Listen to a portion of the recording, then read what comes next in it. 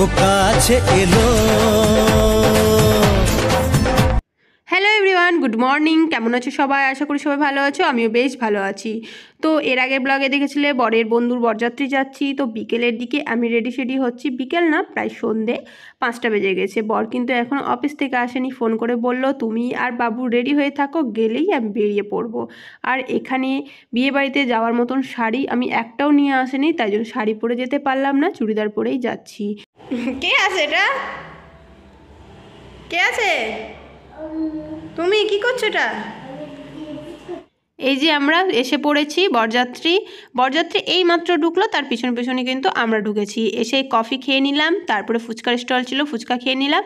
আর এই যে বর যেখানটাতে বসেছিল সেইখানটাতে এসে বসেছি, সেই মাত্রই আমাদেরকে দিয়ে চলে গেল টিফিন। বাবু আমি সবাই মিলে টিফিন করতে বসে পড়লাম। আমাদের আসার কথা ছিল কিন্তু গাড়িতে করে, মানে লাইনের গাড়িতে, বাস হোক বা ছোট কোনো গাড়ি হোক সেটাতে আসার কথা ছিল, কিন্তু আমাদের স্কুটিতে আসতে হলো। কি হয়েছে বলো তো, আস্তে আস্তে না আমাদের অনেকটাই দেরি হয়ে গেছে অফিস থেকে আসতে। তারপরে আবার একটু মার্কেট ঢুকেছিলাম, তাই জন্য দেরি হয়ে গেছে। আর বাসও পাচ্ছিলাম না, কোনো গাড়িও পাচ্ছিলাম না, তাই জন্য স্কুটি করেই চলে আসলাম। প্রায় আধা ঘন্টার মতন লেগেছে আমাদের আসতে। এরপরে দেখো বরের সাথে দেখা করে নিলাম। মানে বরের বন্ধুদেরকে না আমি কি বলবো ভেবে পাই না, তাই জন্য বলছি। অযোধ্যার সাথে কিছুটা ছবি তুললাম। তারপরে আমাদের বিয়েতে কিন্তু গিয়েছিল ও, একদম ছবিতে আছে, আমাদের ফটো ফ্রেমে আছে, যে মানে ব্যাগপত্র নিয়েই আমাদের সাথে ছবি তুলেছে। মানে সেদিন নাকি ও কলকাতা গিয়েছিল, কলকাতা থেকে ডাইরেক্ট আমাদের বিয়েতে মানে বৌভাতের অনুষ্ঠানে গিয়েছিল। তো সেটাই আমাকে বলছে যে চিনতে পারছি কিনা, আমি তো একদম চিনতে পেরে গেছি। তারপরে দেখো এই যে বেরিয়ে পড়লাম, মানে বরযাত্রীদের একটা থাকার জায়গা, মানে একটা ঘরে সবাইকে বসার জায়গা দিয়েছিল, সেখান থেকে বেরিয়ে আমরা খাওয়া দাওয়া করে নিব। বিয়ে বাড়িতে কিন্তু বরযাত্রীদের আলাদাভাবে খাওয়া দাওয়া করানো হয়, বা কন্যাযাত্রীদের আলাদাভাবে একটা ব্যাচ করা হয়, কিন্তু আমরা যেহেতু বেরিয়ে পড়বো, ওদের সাথে তো আসেনি, ওরা বাসে করে এসছে সবাই, আরও অন্যান্য গাড়িতে এসছে, আমরা তো আলাদাভাবে এসছি, তাই জন্য আগে আমরা খেয়ে নিব, না হলে বাড়ি পৌঁছাতে অনেকটাই রাত্রি হয়ে যাবে। তারপরে দেখো বউ যেখানে ছিল সেইখানটাতে আমরা আসলাম, ওইখানটাতে কয়েকটা ফটো তুলবো। আর আরও ওর অনেক মানে কলেজের বন্ধু ছিল, তো ওদের সাথে গল্পগুজব করছিল, অনেকদিন পর দেখা। মানে কি ভালো না লাগে বলো কলেজের বন্ধুদের সাথে দেখা হলে। আর বিয়ে বাড়িতে কিন্তু খুব সুন্দর ডেকোরেশন করিয়েছিল, মানে কনের যেখানে থাকবে সিংহাসনটা থাকবে, আর সেইখানটা তো খুব সুন্দর করে সাজিয়েছিল। আর বাড়ির ভিতরেই উঠোনেতে মানে বিয়ের মণ্ডপটা করেছিল, সেটাও কিন্তু খুব সুন্দর সাজানো হয়েছিল। তখন না খেয়ে দিয়ে আমি জাস্ট নেমেছি, আর ওটা আমি দেখতে পেয়েছি তখন, আর ওই মোবাইল বের করে ভিডিও করা হয়নি। সেটা মণ্ডপটা কিন্তু খুবই সুন্দর করে সাজিয়েছিল। আর এদিকে বাবুকে তো ধরে রাখা যায় না, মানে 3তলাতে খাওয়া দাওয়ার ব্যবস্থা করেছিল, 2তলাতে বউ ছিল। তো আর এদিকে সিঁড়িতে প্রচণ্ড পরিমাণে ভিড়, আর বাবু তো এদিকে দৌড়াদৌড়ি করছে। তারপরে দেখো নতুন বউয়ের সাথে ছবি তুলবে বলে এক পা ওখান থেকে নড়ছে না।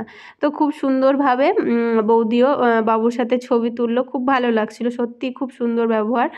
তারপরে দেখো খাওয়া দাওয়া করে আমরা এই যে বেরিয়ে পড়েছি, বেরিয়ে তারপরেও মানে অজয়দাদের যেটা প্রি ওয়েডিং শ্যুট হয়েছে, ভিডিও শ্যুট, সেটাই মানে একটা বড় স্ক্রিনে লাগিয়েছিল, গান দিয়েছিল, তাই জন্য আমি গানটাকে মিউট করে রেখেছি। তো ওটাও খুব সুন্দর লাগছিলো দেখতে। এবার দেখো আমরা বেরিয়ে পড়বো, বাবু এই যে স্কুটিতে উঠবে। বাবুর আরও জ্যাকেট নিয়ে এসেছি, তো জ্যাকেটটা ওই যে খেতে খেতে বললাম খুবই বিরক্ত করছিল, তখন খুলে দিয়েছিল। তারপরে চাদরও নিয়ে এসেছি, সব কিছু মানে মুড়িয়ে টুড়িয়ে তারপর আমরা যাব।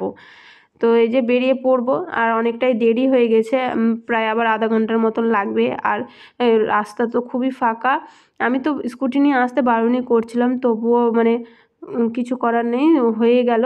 তো দেখো এখন বাজে 11:45, এই সময় আমরা বাড়ি পৌঁছালাম। বাবু তো আস্তে আস্তে ঘুমিয়ে পড়েছে, ওর কিন্তু একটুকু মানে একদমই আমি ঠান্ডা লাগতে দিইনি। একটা মানে ছোট ব্ল্যাঙ্কেটগুলো নিয়ে গেছিলাম, সেটা দিয়ে মুড়িয়ে ভালো মতন করে নিয়ে এসেছি, তো ঘুমিয়ে পড়ে গেছে। তারপরে সকালে ঘুম থেকে উঠতে অনেকটাই দেরি হয়ে গেছে আমাদের, যেহেতু ওই 12টার দিকে ঘুমিয়েছি। তো সকালে উঠে তারপরে কিছু ব্রেকফাস্ট করে তোমার দাদাভাই চলে গেছে অফিস। তারপরে আমি এসেছি বিছনাপত্র সব গোছাতে, সব মানে ঘুম থেকে উঠেই খাবার দাবার তৈরি করে দিয়ে ওকে অফিসটা পাঠিয়ে তারপরে আমি সব মানে বাড়ির কাজগুলো আজকে করছি। সত্যি মানে যেদিন বেলা হয়ে যায় না ঘুম থেকে উঠে, এত মানে বিরক্ত লাগে, কিছু করার নেই। এদিকে বাবু তো মানে লক্ষ্মী সোনার মতন আজকে আছে, বসে আছে। একটা লেবু ছাড়িয়ে দিয়েছি, সেটাই বসে বসে খাচ্ছে আর আমার সাথে গল্প করছে। তো বিয়েটা ছিল শুক্রবার আর আজকে শনিবার দিনই বৌভাত আছে। আজকেও রিসেপশনেতে সন্ধ্যের দিকে যাব। তো আজকে আর স্কুটি করে যাব না, যেহেতু মানে বন্ধুর বাড়িটা অনেকটাই দূরে, তাই জন্য ট্রেন আছে, সময় মতো ট্রেনে করে পৌঁছে যাব। তো তাই জন্য 5টার দিকে যেটা ট্রেন আছে সেই ট্রেনেই যাব। ট্রেনেতে তোমার আধা ঘন্টার মতন লাগবে।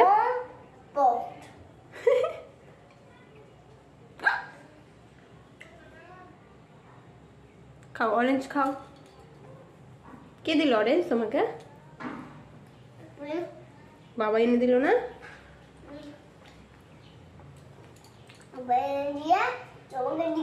হ্যাঁ দিইনি আমাকে, তোমাকে দিল। হ্যাঁ এই যে এক্ষুনি বিছানাটা গোছালাম আর এই যে দেখো অবস্থা। বাবু কই? বাবু বাবু কোথায় চলে গেল?